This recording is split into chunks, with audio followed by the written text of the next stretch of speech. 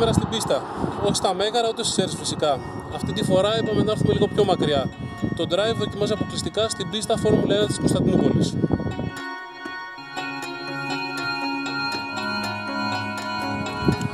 Η πίστα αυτή εγκαινιάστηκε το καλοκαίρι του 2005.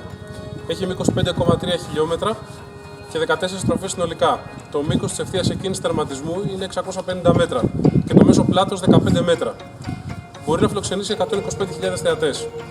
Μαζί με τη Μαλαισία είναι το καλύτερο ίσως δείγμα το σύγχρονο σιρκουί, αυτών που σχεδιάστηκαν από τον Hermann Tilke κατά παραγγελία του Bernie Ecclestone για να γίνει η Φόρμουλα 1 πιο ενδιαφέρουσα. Χαρακτηριστικό τους είναι οι αργές στροφές στο τέλος των μεγάλων ευθειών, που σε συνδυασμό με το μεγάλο πλάτος διευκολύνουν τα αποσπεράσματα. Μπορεί να μην έχει την παράδοση θρυλικών σιρκουί όπως η Μόντσα ή το Σπα, ωστόσο οι μεγάλες υψομετρικές διαφορές και η χτισμένη πλέον στο G8 με τις 4 κορυφές, εμπνευσμένοι από αντίστοιχα κομμάτια του θρυλικού Nürburgring, είναι οι μεγάλες οδηγικές προκλήσεις, τόσο για τη Φόρμουλα 1 όσο και για τα δικά μας ταπεινά καθημερινά αυτοκίνητα. Για να γνωρίσουμε αυτή τη σταρπαστική πίστα, έχουμε φέρει μαζί μας δύο αυτοκίνητα με αρκετές ομοιότητες αλλά ακόμη περισσότερες διαφορές. Κοινός παρονομαστής ο δίλητος τετρακύλινδρος κινητήρας, το εξάρι κυβότιο και το μπλοκέ διαφορικό. Από εκεί και πέρα το χάος. 280 άλογα, turbo και κίνηση εμπρός για το Astra OPC, ατμοσφαιρικός boxer με 200 μονοήπους, κίνηση πίσω και έμφαση στη διατήρηση του βάρους χαμηλά για την Toyota GT86. Στην ουσία μιλάμε για δύο διαφορετικές φιλοσοφίες σχετικά με το πώς πρέπει να είναι ένα προσιτό σπόρο αυτοκίνητο. Το προηγούμενο Astra OPC ήταν ένα δίστροπο αυτοκίνητο που άρχισε και τέλειωνε στον εκρηκτικό κινητήρα του. Αυτό εδώ είναι ένα πολύ διαφορετικό, ομοιογενές σύνολο, κορυφαίο ακόμη και με τους τροχούς υπογωνία. Ο κινητήρας παραμένει το δυνατό σημείο. Ακόμη πιο ισχυρός, έχει φτάσει πια τους 280 ύπους και τα 40,8 χιλιογραμμόμετρα ροπής. Όμως, χάρη στο Twin Scroll Turbo, η απόκριση στον γκάζ είναι ομαλή από χαμηλά και η δύναμη πλέον αξιοποιήσιμη. Σε ό,τι έχει να κάνει με την οδική συμπεριφορά, η Opel έχει δώσει μεγάλη προσοχή σε τρία σημεία. Το πρώτο από αυτά έχει να κάνει με τον έλεγχο του βάρους, το οποίο δεν είναι αμεληταίο, αγγίζει τα 1500 κιλά. Με την ηλεκτρονικά ελεγχόμενη ανάρτηση Flex Ride, ειδικά στη ρύθμιση OPC, το έχουν καταφέρει σε μεγάλο βαθμό, η κλίση σχεδόν εκμηδενίζεται. Το δεύτερο σημείο έχει να κάνει με τη γωνία camber. Οι μηχανικοί της Opel θέλουν να παραμένει αναλύωτη ακόμη και με τους τροχούς στριμμένους, ακόμη και από έντονο πλευρικό φορτίο. Για να το καταφέρουν αυτό, χρησιμοποιούν εμπρός την Patenta Hyperstrut, μια εκδοχή των γονάτων McPherson, και πίσω, σε συνδυασμό με τον ημιάκαμπτο άξονα, το σύνδεσμο VAT. Το τρίτο και πιο καθοριστικό σημείο, στο οποίο έχουν δώσει μεγάλη προσοχή, είναι η μετάδοση. Το μπλοκέ διαφορικό είναι ο καταλύτης της οδικής συμπεριφοράς αυτού του Astra OPC. Όχι μόνο γιατί κάνει θαύματα στις εξόδους των αργών στροφών, αλλά κυρίως γιατί χάρη σε αυτό μπορείς με τον γκάζι να ρυθμίσεις την ισορροπία του πλαισίου μέσα στη στροφή, ακόμη και στις γρήγορες καμπές.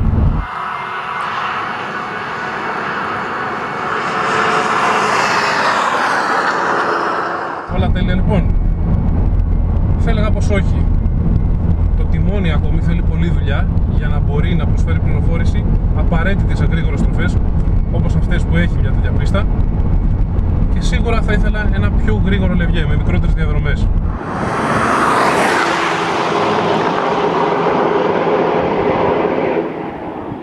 Ίσως πάλι να μην ήμουν τόσο απαιτητικός αν στα pitch της πίστας δεν με περίμενε το αυτοκίνητο που αποτελεί το σύγχρονο σημείο αναφοράς ό,τι έχει να κάνει με την αίσθηση του τιμονιού και την ισορροπία του πλαισίου, η Toyota GT86.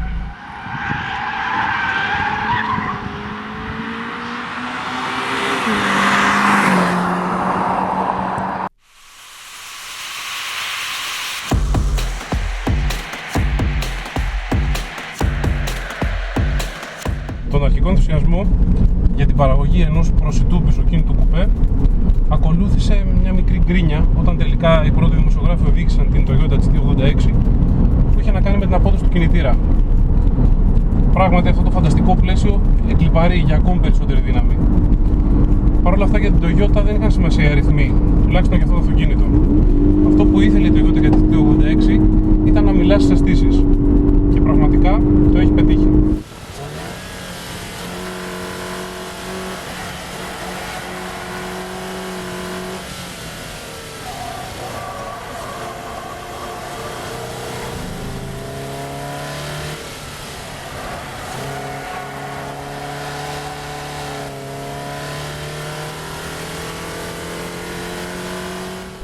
κινητήρας χωρίς τούρμπο, ελπίζουμε αυτό σύντομα να διορθωθεί, αποδίδει μόλις 200 ύπους και 20,8 χιλιογραμμόμετρα ροπής.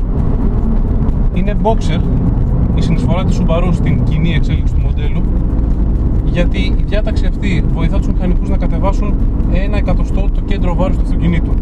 Σε τέτοιους αριθμούς έδωσε σημασία η Toyota.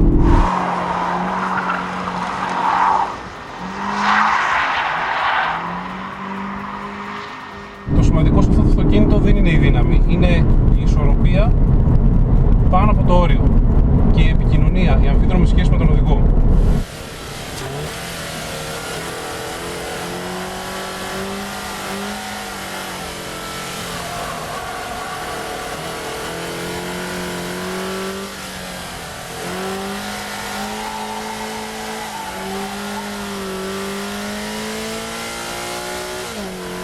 Το βάρος δεν ξεπερνά τα 1250 κιλά και η κατανομή του είναι άριστη, 47% εμπρός, 53% πίσω. Στην είσοδο της πρώτης στροφής αντιλαμβάνεσαι ότι έχεις να κάνεις με ένα καθαρό αιμο, από τον τρόπο που ανταποκρίνεται στο παραμικρό ερέθισμα που του δίνεις με το τιμόνι ή τον γκάζι. Η απόκριση του μπροστινού συστήματος, η απόκριση του κινητήρα στον γκάζι είναι ηλεκτρική, σχεδόν ενστικτώδης. Στο αυτοκίνητο αυτό νιώθεις σημαντικός. Νιώθεις κρίκο στην αλυσίδα του DNA του.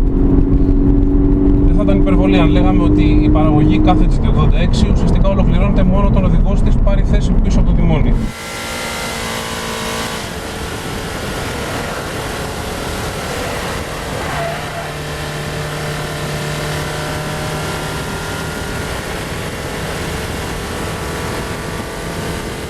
Η αλληλεπίδραση αυτή είναι που την κάνει ξεχωριστή και είναι τελικά η επιλογή μας για αυτήν και μάλλον για κάθε πίστα.